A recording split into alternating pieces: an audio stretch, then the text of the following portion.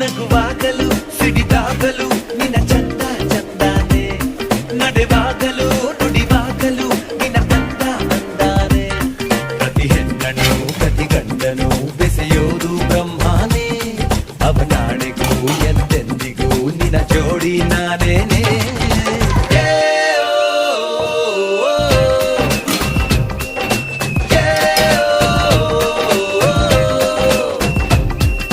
ಧರ ಧರ ಧರ ಧರ ಒಂಥರ ಯಾರು ಎಲ್ಲ ಕಡೆ ನನ್ನ